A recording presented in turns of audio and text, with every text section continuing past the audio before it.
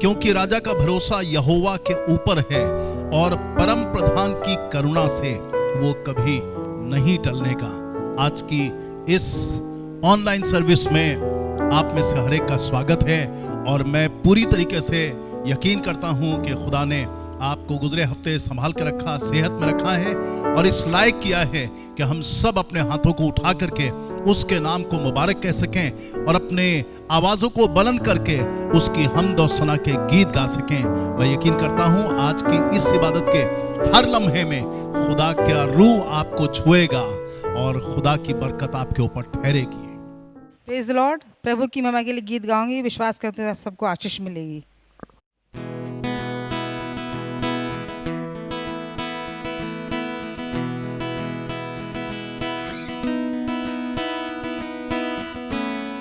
खुदा मेरी रोशनी, मेरी नजात है तू, ऐ खुदा मेरी रोशनी, मेरी नजात है तू।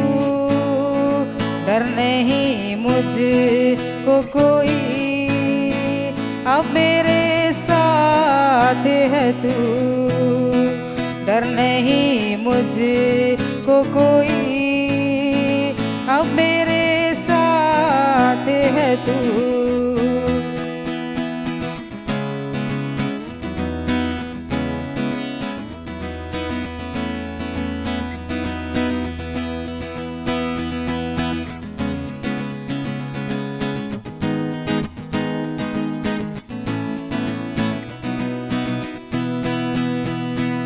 मेरे दुश्मन मुझे खाने को चले आते हैं,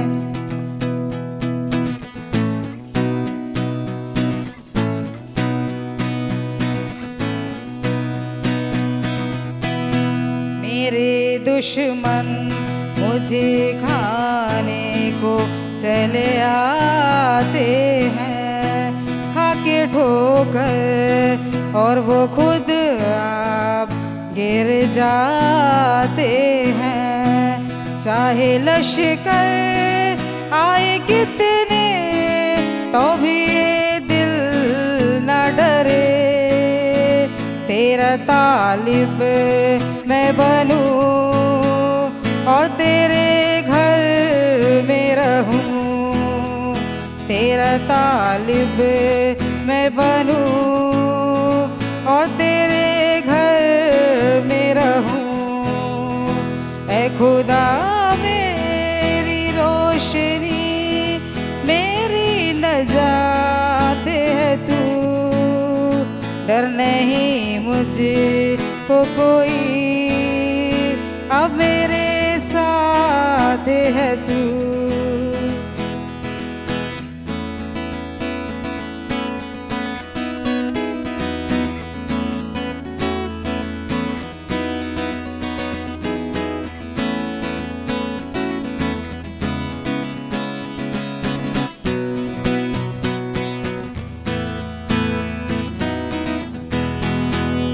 तेरे दीदार को मांगो, मुझसे होश न हो। अपनी राहों पे चला, दर्द न कर मुझे को न छोड़। ओ मुगालिफ सारी दुनिया, मुझे यकीन तुझ पे। उम्मीदें बांधे रहूं, तुझ पे ही आसे रखूं।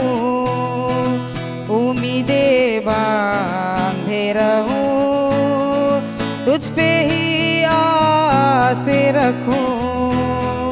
ऐ खुदा मेरी रोशनी, मेरी नजात है तू। डर नहीं मुझको कोई, अब मेरे साथ है तू। डर नहीं मुझको कोई, अब मेरे साथ है तू।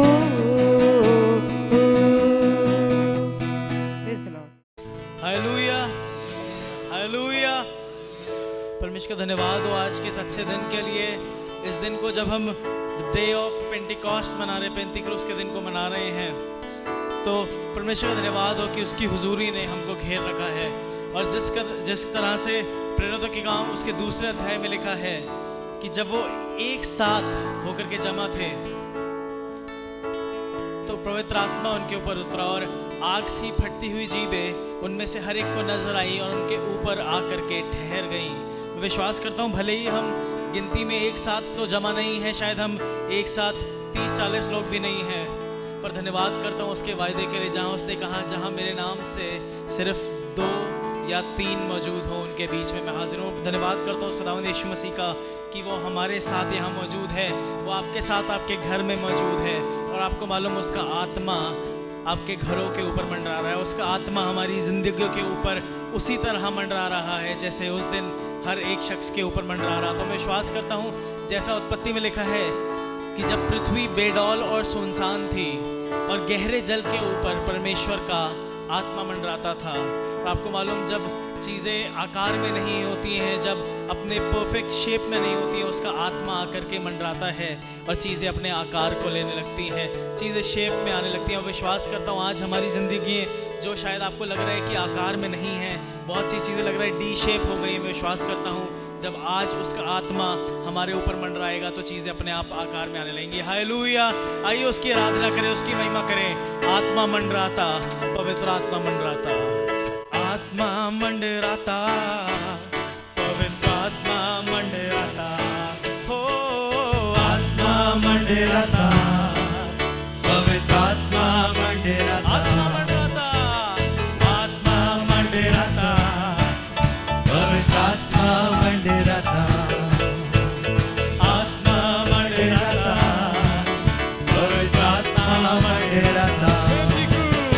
पेंटिक्रूस के दिन समान आत्मा मंडराता, ओ पेंटिक्रूस के दिन समान आत्मा मंडराता, आत्मा मंडराता, पवित्र आत्मा मंडराता, आत्मा मंडराता, पवित्र आत्मा मंडराता, आत्मा मंडराता, पवित्र आत्मा मंडराता, आत्मा मंडराता, पवित्र आत्मा मंडराता। पेंटिक्रूस के दिन समान आत्मा मंडराता, पेंटिक्रूस के दिन समान आत्मा मंडराता, पेंटिक्रूस के दिन समान आत्मा मंडराता, पेंटिक्रूस के दिन समान आत्मा मंडराता, आत्मा मंडराता, पवित्र आत्मा मंडराता, आत्मा मंडराता, पवित्र आत्मा मंडराता। पेंटिक्रूस के दिन समान आत्मा मंडराता, पेंटिक्रूस के दिन समान आत्मा मंडराता। बंधन को तोड़ दो, हाथों को उठा लो, प्रभु के लोगों स्तुति करो। बंधन को तोड़ दो, हाथों को उठा लो, प्रभु के लोगों स्तुति करो। स्तुति हो, स्तुति हो, स्तुति हो, स्तुति हो। प्रभु के लोगों स्तुति करो। बंधन को तोड़ दो, हाथों को उठा लो, प्रभु के लोगों स्तुति करो। बंधन को तोड़ दो,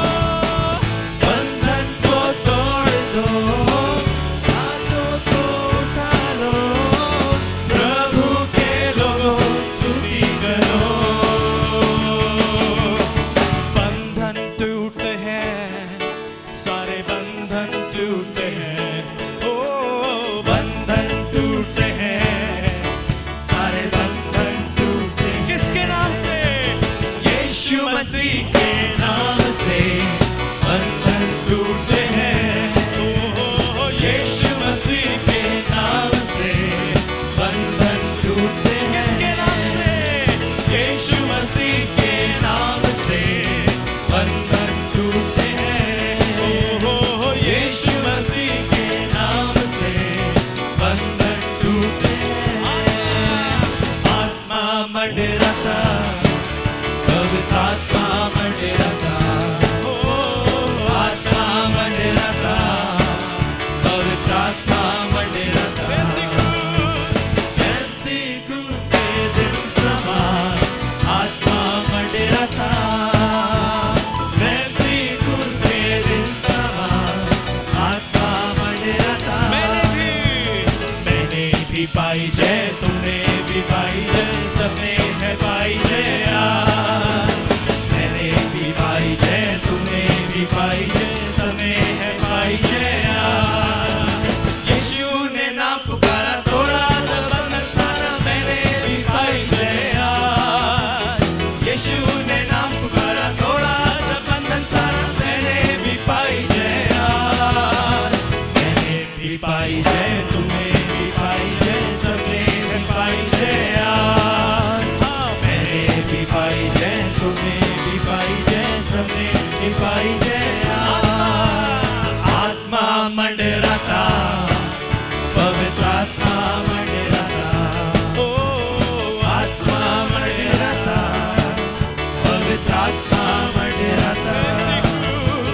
पेंतीकोस्त के दिन समान आत्मा मंडराता। पेंतीकोस्त के दिन समान आत्मा मंडराता। पेंतीकोस्त के दिन समान आत्मा मंडराता। पेंतीकोस्त के दिन समान आत्मा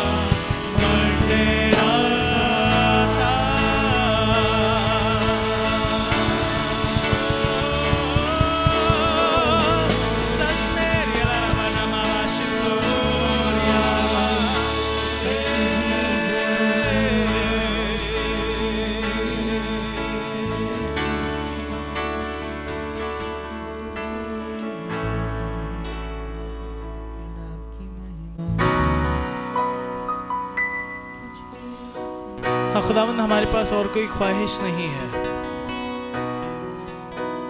पर खुदावंद धन्यवाद करते हैं कि आप अपने वायदे के मुताबिक हमारे बीच में मौजूद हैं। आपने अपने कलाम में कहा, जब तुम बुरे हो करके अपने बच्चों को अच्छी चीजें देना जानते हो, तो मैं तुम्हें तुम्हारे मांगने पर पवित्र आत्मा क्यों ना दूंगा। खुदावंद, आज हम तुझसे यही प्रार्थना करते हैं कि हर एक शख्स को अपने आत्मा से भर दीजिए। Lord, fill us with your holy spirit. हम आपके रूह के प्यासे हैं। खुदावंद, अपने रूह की बारिश करके हमको तर कर दीजिए।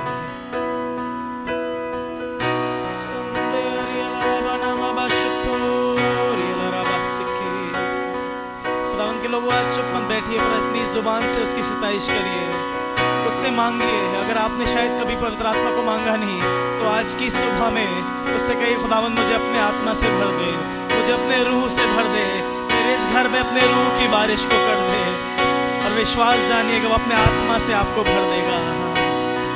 हर बशर उसके रूह से भर जाएगा। Oh, let it rain, let it rain, oh God, अपने रूह की बारिश को आने दे। बारिश होगी रूहे पाक के बदल से, धुल जाएंगे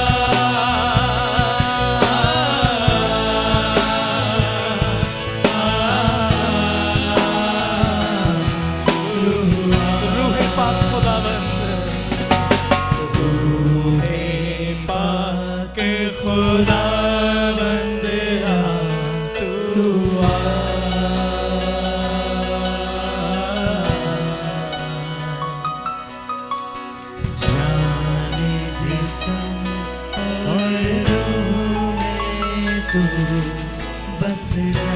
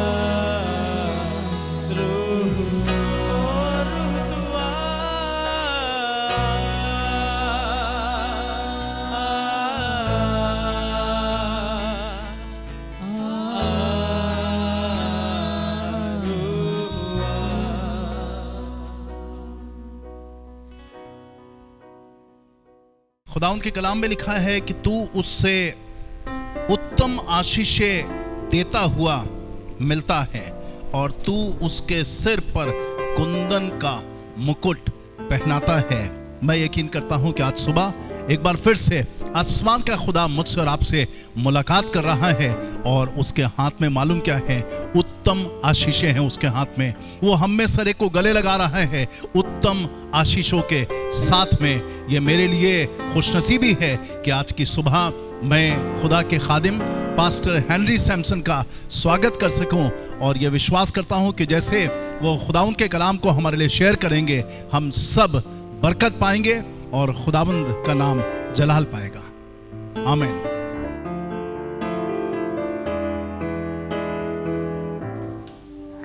यीशु मसीह में आज की सुबह आप सबको शुभकामनाएं। मैं परमेश्वर का धन्यवाद करता हूं इस अनुग्रह के लिए, इस अवसर के लिए कि मैं आप तक इस वीडियो के माध्यम से पहुंच सकूं और परमेश्वर के वचन को आपके साथ बांट सकूं। पास्टर अनिल मैसी को और उनके पूरे परिवार को, बल्कि पूरी कलीसिया को बहुत बहुत धन्यवाद मुझे ये निमंत्रण देने के लिए कि मैं परमेश्वर के वचन को आपके साथ बांट सकूं। आइए प्रभु के वचन में चलें और आज की सुबह जो बात परमेश्वर ने मेरे हृदय में रखी कि मैं कलीसिया के साथ आपके साथ बांटूं, वो है, उसको मैंने यूँ शीर्षक दिया है, God of odd times. God of odd times, विपरीत परिस्थितियों का परमेश्वर।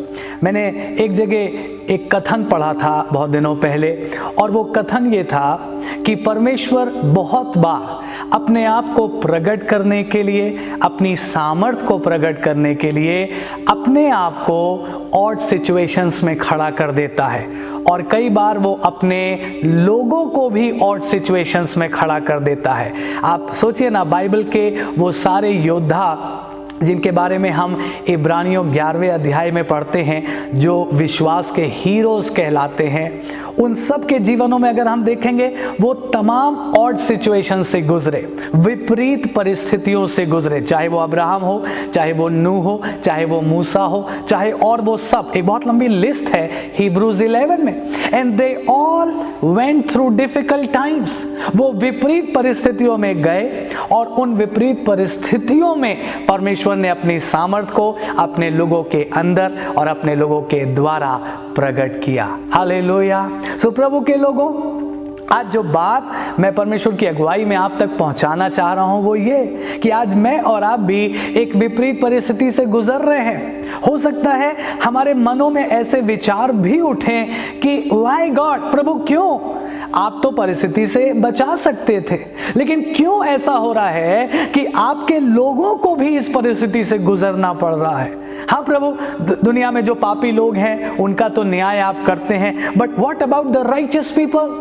धर्मी लोगों को क्यों सहना पड़ रहा है? प्रभु के लोगों को क्यों सहना पड़ रहा है? प्रार्थना करने वालों को क्यों सहना पड़ रहा है? और उसी बात का उत्तर आज मैं और आप मिलकर परमेश्वर के वचन में ढूंढेंगे।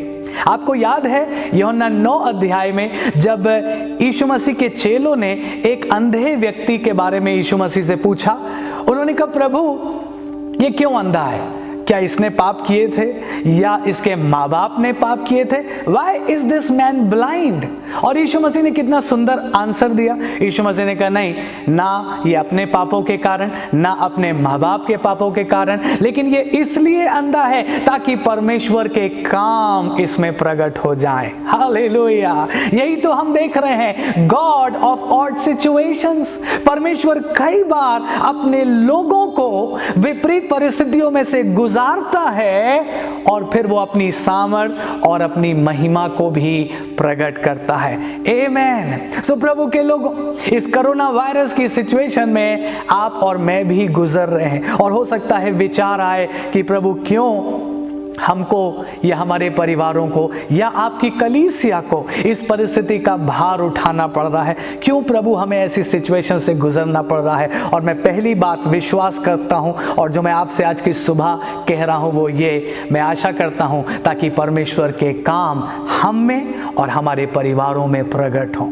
This is the time when God is revealing himself to his people. बहुत जरूरत थी प्रभु के लोगों। परमेश्वर दुनिया पर तो अपने को जाहिर कर ही रहा था, परमेश्वर अपनी कलीसिया के द्वारा बड़े बड़े काम कर रहा था, दुनिया पर प्रभु की सामर्थ और प्रभु की रोशनी तो चमक रही थी, but I think that there was a great need कि परमेश्वर अपने लोगों पर अपने आप को प्रकट कर पाए, क्योंकि कहीं ना कहीं हमारे पास सब कुछ करने का समय था, हमारे पास बहुत सारी मिनिस्ट्री करने का समय था, लेकिन हमारे पास परमेश्वर के साथ बैठने का और परमेश्वर की रोशनी को फ्रेश अपने लिए लेने का, फ्रेश अपने परिवार के लिए लेने का कहीं समय नहीं था। We were lacking time and this is what I am trusting God कि परमेश्वर इन दिनों में से, इन विपरीत परिस्थितियों में से गुजार करके अपने आप को अपने लोगों पर फ्रेश तरीके से जाहिर कर रहा है। क्या आप मेरे साथ बोलेंगे amen? Yes lord, do it so. प्रभु आप मेरे अंदर, मेरे परिवार में अपने आप को फ्रेश तरीके से प्रकट कर दीजिए। This is what we pray for this morning Lord. दूसरी बात जो मैं कहना चाहूंगा, परमेश्वर क्यों हमें और आपको ऑड सिचुएशन में गुजारता है, उसका एक और मेजर रीजन है। क्योंकि अगर उस ऑड सिचुएशन में, अगर उस क्राइसिस के समय में, सोचिए परमेश्वर के लोग ना हो तो डेड एंड। उत्तर कौन लाएगा? उत्तर कहां से आएगा? मदद कहां से आएगी? इसलिए जरूरी होता है प्रभु के लोगों, इट इज नीडेड कि हर क्राइसिस में परमेश्वर के लोग भी इन्वॉल्व हों, ताकि परमेश्वर के लोग उस परिस्थिति में रहकर दुहाई दें, उस परिस्थिति में रहकर पुकारें और परमेश्वर उनकी पुकार को सुनकर मदद भेज दे। मैं कहना क्या चाह रहा हूं, उस क्राइसिस में परमेश्वर के लोग पूरी दुनिया के लिए आंसर ले आते हैं। आपको याद है जब नबूकदनेस्सर राजा ने एक स्वप्न देखा और उसने एक बड़ी भारी शर्त रख दी। उसने कहा जितने ज्ञानी और पंडित और मंत्री हैं तुम्हें मेरे स्वप्न को भी बताना होगा और उसके अर्थ को भी बताना होगा। और लोगों ने कहा राजा ऐसा तो नहीं हो सकता, आप हमें स्वप्न बता दीजिए, हम अर्थ बता देंगे। राजा ने कहा नहीं, मेरी शर्त यही है, तुम स्वप्न भी बताओ, अर्थ भी बताओ, वरना मैं तुम सबको हलाक कर दूंगा, नष्ट कर दूंगा। और आपको याद है डैनियल, शद्रक, मेशक, अबेदनगो उस समय ट्रेनीज थे, दे वर वेरी वेरी यंग, उस समय ट्रेनीज थे और उनको भी ढूंढने लगे लोग कि चलो उनको भी पकड़ के लाओ, सबको मार देंगे। जितने ज्ञानी हैं परमेश्वर, उस राजा के राज में जितने भी ज्ञानी लोग थे वो सब मार दिए जाएंगे। बट उसी समय डैनियल ने क्या कहा? डैनियल ने कहा हमको समय दिया जाए और हम जरूर राजा के स्वप्न और उसके अर्थ को भी बता देंगे। प्रभु के लोगों ध्यान से सुनिए, When world lacks answer, God's people must rise up.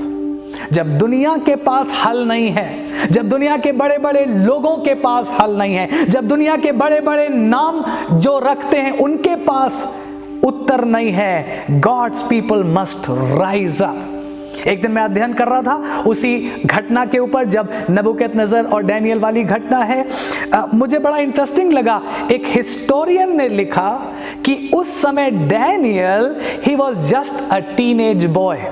जिस समय उसने राजा नबूकदनेस्सर के स्वप्न को बताया, और आपको मालूम है, आप पढ़ के देखिएगा, वो इतनी इंटरेस्टिंग घटना है। जब डैनियल ने नबूकदनेस्सर के स्वप्न को बताया और उसका अर्थ भी बताया, आपको मालूम नबूकदनेस्सर ने क्या किया? वो अपने सिंहासन पर से उठा और डैनियल के सामने उसने दंडवत किया। रियली? इतने बड़े राजा ने एक बंदी गुलाम, डैनियल गुलाम था, आपको मालूम है, एक गुलाम लड़के के सामने, टीनेज बॉय के सामने उसने दंडवत किया। वाव! और उसकी प्रतिष्ठा की और उसका बड़ा सम्मान किया और उसका प्रमोशन हो गया। और फिर लिखा डैनियल के कहने से उसके मित्रों का भी प्रमोशन हो गया। मैं कहना क्या चाह रहा हूं, जब वर्ल्ड के पास आंसर नहीं है, जब दुनिया के बड़े बड़े तंत्री और मंत्रियों के पास आंसर नहीं है, God's people can bring the answer. इसीलिए तो परमेश्वर कई बार अपने लोगों को और सिचुएशंस में रखता है, क्योंकि मैं फिर से कह रहा हूं, अगर क्राइसिस में परमेश्वर के लोग ही नहीं होंगे तो डेड एंड हो जाएगा, उत्तर नहीं आ पाएगा। आप सोचिए ना, अगर यूसुफ ना बेचा जाता, अगर यूसुफ गुलाम ना बनता, क्या होता? इज़राइल की पूरी कौम नष्ट हो जाती। वो 70 लोग थे, उनके पास खाने को नहीं था, उनके पास प्रयोजन नहीं था, they would have all been destroyed, but परमेश्वर ने उनको बचाने के लिए एक व्यक्ति को, यूसुफ को क्राइसिस में जाने दिया, गुलाम बनने दिया, पोतीपर के घर में जाने दिया, जेल में जाने दिया, as if God orchestrated the whole setting। परमेश्वर ने मानो पूरी स्थिति को क्रिएट किया, परमेश्वर ने उसको केयरफुली बुना, परमेश्वर ने उसको केयरफुली प्लान आउट किया, और परमेश्वर के प्लान्स हमेशा सक्सीड करते हैं, परमेश्वर की योजनाएं हमेशा पूरी हो जाती हैं। हालेलुया। सो क्यों परमेश्वर इस क्राइसिस मोमेंट में आपको गुजार रहा है? Because somewhere God is trusting. दो बातें हो रही हैं, एक तो परमेश्वर आपके ऊपर और आपके परिवार पर अपने आप को फ्रेश तरीके से जाहिर करना चाहता है, और दूसरी बात परमेश्वर चाहता है इस क्राइसिस मोमेंट में मैं और आप प्रार्थना करें, दुहाई दें और हम उत्तर लेकर आए, हम अपने देश के लिए शांति की प्रार्थना कर पाए, हम अपने देश के लिए सुरक्षा की प्रार्थना कर पाए, हम अपने लीडर्स के लिए आशीष और सुरक्षा की प्रार्थना कर पाए। आमीन। That is what God wants us to do. मैं आपका ख्याल एक दो लोगों के ऊपर ले जाऊं और आप मेरी बात को सरलता से समझ जाएंगे। आपको पौलुस याद है? पौलुस बहुत सारी कठिन परिस्थितियों में गुजरा, और आज की सुबह मैं आपका खास ध्यान ले जाऊं प्रेरितों के काम 27वें अध्याय में, जहां पौलुस एक जल यात्रा कर रहा है, एक जहाज से वो रोम जा रहा है, और उस यात्रा में बहुत भारी जोखिम है। उस यात्रा में एक बहुत बड़ा तूफान उठा, समुद्री आंधी उठी, और 14 दिन तक ना सूरज दिखाई दिया, ना रात को तारे दिखाई दिए। 14 दिन तक वो जहाज उस आंधी के बीच में इधर से उधर बहता रहा, और उस क्राइसिस मोमेंट में उस जहाज में 276 लोग थे, 276 पीपल, 276 लोग उस जहाज में थे, और पौलुस भी उस जहाज में था। और लिखा है जब सिचुएशन इतनी भयानक हो गई, लोग ना खा रहे थे, ना पी रहे थे, उनको कोई चैन नहीं था। उसी मोमेंट के बीच में पॉल राइज अप करता है ना। थोड़ा सा बैकग्राउंड मुझे, क्योंकि एक्साइट कर रही थी वो बात जब मैं उस पर ध्यान कर रहा था। पॉल भी बंदी था, पॉल भी उस समय एक प्रिजनर था, और वो जा रहा था अपने केस को फेस करने सीजर राजा के सामने। रोम में उसके सामने मुकदमा चलाया जाएगा और पॉल का फैसला किया जाएगा। वो बंदी था, लेकिन उस सिचुएशन में भी आपको पता है पॉल राइज अप करता है। और मैं एक दो पद पढ़ूं, आप अपनी बाइबल में देख सकते हैं। प्रेरितों के काम 27वां अध्याय और 21 पद से मैं पढ़ रहा हूं। लिखा है जब वे बहुत दिन तक भूखे रह चुके तो पौलुस ने उनके बीच में खड़े होकर कहा, हे लोगों, चाहिए था कि तुम मेरी बात मानकर क्रेते से जहाज न खोलते और ये विपत्ति ना आती और ना ये हानि उठाते, परंतु अब मैं तुम्हें समझाता हूं, ढांढस बांधो, क्योंकि तुम में से किसी के प्राण की हानि न होगी पर केवल जहाज की, क्योंकि परमेश्वर जिसका मैं हूं और जिसकी सेवा मैं करता हूं, उसके स्वर्गदूत ने आज रात मेरे पास आकर कहा, हे पौलुस, मत डर, तुझे कैसर के सामने खड़ा होना अवश्य है। देख,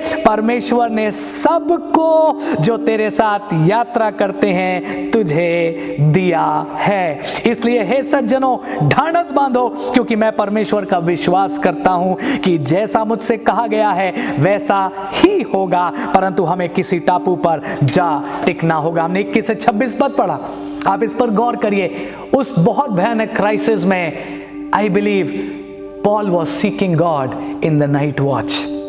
रात में लोग तो डर के एक जगह बैठे होंगे, क्या होगा, क्या हम कल की सुबह देखेंगे या नहीं, लेकिन ये एक व्यक्ति एकांत में गया and I think he was seeking God. वो पूछ रहा होगा, God, is it the end of my life? प्रभु, क्या मेरी यात्रा यहीं तक है? God, what is your answer? प्रभु, आप इस सिचुएशन के लिए क्या वर्ड भेज रहे हैं? गॉड, आप क्या कहना चाहते हैं? एंड हालेलुया, परमेश्वर का दूत आया और उसने आकर पॉल को क्या बोला? बोला, पॉल मत डर। दैट मीन्स पॉल भी कहीं ना कहीं डर रहा होगा। पॉल मत डर, ढांढस बांध, कोई हानि नहीं होगी, और परमेश्वर ने तेरे साथ इन सारे लोगों को भी दे दिया है। आई थिंक 276 थे पॉल को मिला के, 275 लोग, उनके लिए पॉल हेल्प बन पाया, आंसर ला पाया। और आपको मालूम है, उन लोगों ने 14 दिन से कुछ नहीं खाया था, तो पॉल ने उनके सामने रोटी ली। पॉल ने कहा, सुनो, जिस परमेश्वर का मैं हूं और जिसकी मैं सेवा करता हूं, यह है आइडेंटिटी एक खुदा के जन की, जिसका मैं हूं और जिसकी मैं सेवा करता हूं, उसने मुझसे कहा है ना तेरी हानि होगी ना तेरे लोगों की हानि होगी, क्योंकि इन सब लोगों को मैंने तुझको दे दिया है। और पॉल ने उनके सामने रोटी तोड़ी, पॉल खाने लगा और उससे उनको भी हिम्मत मिली और उन्होंने भी भोजन किया और बल पाया, और जैसा परमेश्वर ने कहा था बिल्कुल वैसा ही हुआ। एक के भी प्राण की हानि नहीं हुई। सोचिए क्या होता अगर इस जहाज में पॉल ना होता। इनके लिए कोई उत्तर नहीं ला पाता, ना सूबेदार उत्तर ला पाता, ना जहाज का कैप्टन उत्तर ला पाता। आज की सुबह भी क्या मैं आपसे कह सकता हूं, ना सूबेदार उत्तर ला पाएगा, ना कैप्टन उत्तर ला पाएगा, लेकिन हमारा परमेश्वर उत्तर जरूर भेज देगा। लेकिन उसके लिए मुझे और आपको भी क्राइसिस मोमेंट में गुजरना पड़ा, so that we can bring the answer of God. एक और व्यक्ति का ध्यान मैं आपके सामने रखूं, आप झट से समझ जाएंगे। आपको याद है लूका 16 अध्याय में एक धनवान है और एक गरीब लाजर है, और उनकी स्टोरी हम अच्छे से जानते हैं, और हमें मालूम है उनके एंड को पढ़ के हमको ये मालूम है कि धनवान तो नरक में गया, लेकिन लाजर अब्राहम की गोद में गया। और इससे हमको क्या मालूम पड़ता है कि लाजर परमेश्वर के सामने एक धर्मी व्यक्ति था, तभी तो वो अब्राहम की गोद में गया, और धनवान अधर्मी था, इसलिए वो नरक में डाल दिया गया। प्रभु के लोगों, अजीब सी बात यह है, जब लाजर धर्मी है तो लाजर की इतनी भयानक दशा क्यों थी? लाजर घाव से भरा हुआ था, लाजर के पास खाने को नहीं था, लाजर की कोई देखभाल नहीं करता था, बल्कि उसके घर वालों ने उसे उस अमीर आदमी के दरवाजे पर ऐसे ही छोड़ दिया था कि ये अमीर आदमी इसको कुछ देगा तो ये खा लेगा और जिंदा बचा रहेगा, आखिर में तो इसको मरना ही है। क्वेश्चन ये है, अगर लाजर धर्मी था तो वो अपने जीवन में इतने दुखों में क्यों था? वो इतने घाव से भरा हुआ क्यों था? क्यों नहीं परमेश्वर ने उसको चंगा किया? अगर वो धर्मी है तो क्यों नहीं परमेश्वर ने उस पर दया करके उसको उस तकलीफ से छुड़ा लिया? उसका एक ही आंसर है। बहुत सारी चीज़ें तो मैं और आप नहीं जानते, जब हम स्वर्ग में जाएंगे हमें मालूम पड़ेगी, लेकिन एक आंसर जो मैं महसूस करता हूँ कि वो सही आंसर है, वो आंसर ये है, परमेश्वर ने लाजर को उन दुखों में इसलिए रखा या कुछ समय तक उसको उन दुखों में रहने दिया क्योंकि परमेश्वर उस अमीर आदमी को, उस धनवान को एक मौका देना चाह रहा था। परमेश्वर चाहता था अगर ये धनवान इस लाजर पर दया कर दे, अगर ये धनवान इस लाजर की मदद कर दे, तो परमेश्वर बदले में धनवान को बचा लेता, परमेश्वर बदले में धनवान पर दया कर देता। क्या मैंने और आपने नहीं पढ़ा है, धन्य है वे जो दयावंत हैं क्योंकि उन पर भी दया की जाएगी। Amen. So God was giving an opportunity to this rich man कि वो लाजर पर दया कर दे, और क्या जाने बदले में इस धनवान को दया मिल जाती और ये नरक जाने से बच जाता। मैं एक और व्यक्ति की बात करूं, हमारा प्रभु यीशु मसीह, वो स्वर्ग में था, वो अपने पिता के राज में पहले ही महिमावान था, लेकिन उसको जरूरत दिखाई दी, उसको दिखाई दिया कि मनुष्य जाति के पास, मेरे लोगों के पास कोई उद्धारकर्ता नहीं है, कोई मददगार नहीं है, और इस वजह से यीशु मसीह खुद हमारे लिए मनुष्य बनकर उतर आया। आपको पता है जब यीशु मसीह मनुष्य बनकर आया उसके लिए परिस्थितियां कठिन थी, उसके लिए बहुत आसान परिस्थितियां नहीं थी, बट गुड न्यूज यही तो है that he came in the midst of our crisis. वो हमारी दयनीय दशा में, हमारी इस विपरीत परिस्थिति में उतर आया। गुड न्यूज ये है यीशु मसीह मनुष्य बनकर आ गया। और क्यों आया? ताकि उस क्राइसिस मोमेंट में वो मेरे और आपका उद्धारकर्ता बन जाए। हालेलुया। फिर से मैं कहूंगा, सोचिए क्या होता अगर यीशु मसीह इस क्राइसिस में हमारे साथ ना आया होता। क्या होता अगर यीशु मसीह इस क्राइसिस में आकर इन दुखों को ना उठाया होता। यशायाह 53 डिस्क्राइब करता है जब यीशु मसीह मनुष्य बन करके आया तो वो बहुत राजसी जीवन नहीं उसने जिया, बहुत राजकीय जीवन उसने नहीं जिया, बल्कि उसके लिए कैसे पद लिखे हैं, लिखा वो दुखी पुरुष था, रोग से उसकी जान पहचान थी, लोग उससे अपना मुख फेर लेते थे, वो तुच्छ जाना गया और हमने उसका मूल्य ना जाना। लेकिन हुआ क्या? वो हमारे क्राइसिस मोमेंट में आया ताकि वो हमारा उद्धारकर्ता बन जाए। वो हमारे क्राइसिस मोमेंट में आया ताकि वो हमारे लिए आंसर ला सके, वो हमारे लिए परमेश्वर के वर्ड को ला सके। और यीशु मसीह ने इस क्राइसिस में आकर मुझे और आपको वर्ड दिया, उसने परमेश्वर की बात को हम तक पहुंचा दिया। उसने कहा परमेश्वर का वचन ये है, repent for the kingdom of God draws near. मन फिराओ क्योंकि स्वर्ग का राज निकट आ गया। That is the word of God for us in our sinful state. So तीन घटनाएं हमने देखी। क्या होता अगर पौलुस उस जहाज में नहीं होता? क्या होता अगर लाजर वहां पर नहीं होता? धनवान के पास वो एक ऑप्शन भी, एक परिस्थिति, एक ओपन डोर भी ना होता। और क्या होता अगर यीशु मसीह मनुष्य बनकर ना आया होता? इसीलिए प्रभु के लोगों, कई बार खुदा मुझे और आपको क्राइसिस में रहने देता है। कई बार हमें भी विपरीत परिस्थितियों में से गुजरना पड़ता है ताकि मैं और आप उत्तर ला सकें। जब मैं अंत कर रहा हूं, मैं आपको इनकरेज करना चाहता हूं इसी बात को कहकर, प्लीज इस सिचुएशन में बजाय परमेश्वर से शिकायत करने के, बजाय ये कहने के क्या प्रभु ये परिस्थिति तो आगे लंबी खिंचती चली जा रही है, आप कुछ कर नहीं रहे प्रभु, उससे अच्छा है आइए हम पौलुस के समान परमेश्वर के सामने जाएं, हम अपने प्रभु यीशु मसीह के समान परमेश्वर के सामने जाएं और हम कहें God what is your message for the world, God what is your hope for the world. खुदा इस समय के लिए आपकी वॉइस क्या है, आपका मैसेज क्या है प्रभु, आप इस संसार में क्या करना चाहते हैं। अगर मैं और आप ऐसा करेंगे देन ट्रूली हम सॉल्ट एंड लाइट बन पाएंगे। प्रभु चाहता है, ध्यान से सुने जो मैं आखिरी बात कह रहा हूं, प्रभु चाहता है इस क्राइसिस के दौरान मैं और आप हायर पर्सपेक्टिव पे काम करें। दुनिया तो एक पर्सपेक्टिव पे है, दुनिया को लग रहा है ओ कोरोना वायरस कभी नहीं जाएगा, हमको हमेशा इसमें रहना पड़ेगा, एंड हो सकता है ये एक फैक्ट बन भी जाए, लेकिन मुझे और आपको दुनिया के पर्सपेक्टिव पर नहीं, परमेश्वर के पर्सपेक्टिव से काम करना है। परमेश्वर के पर्सपेक्टिव में हमें बातचीत करना सीखना है। परमेश्वर के पर्सपेक्टिव से हमें लोगों को इनकरेज करना सीखना है। हालेलुया। और अगर मैं और आप ऐसा करेंगे तो परमेश्वर की महिमा सचमुच इन परिस्थितियों में भी हो पाएगी। क्यों ना हम प्रार्थना करें और परमेश्वर से यह अनुग्रह मांगे। आइए मेरे साथ प्रार्थना में जुड़िए और प्रभु से कहिए, यीशु मसीह, अगर मैंने इन परिस्थितियों में एक बार भी शक किया हो या एक बार भी मैंने कंप्लेन किया हो, आज मैं उसके लिए माफी मांगता हूं। लेकिन प्रभु आज मैं आपसे ये ग्रेस भी मांगता हूं प्रभु, कि इन दिनों में मैं आपके उत्तर को लोगों के लिए ला सकूं।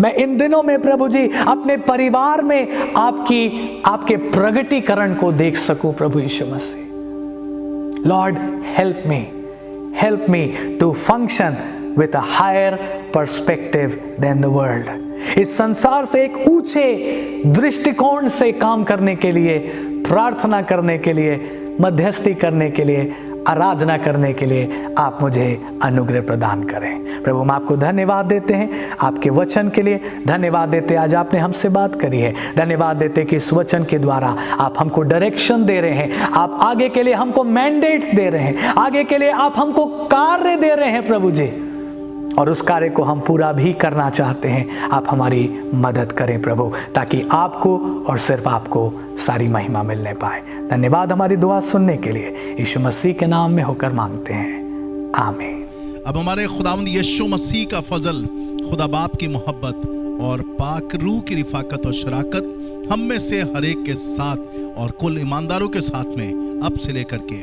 हमेशा हमेशा तक होती रहे। आमीन।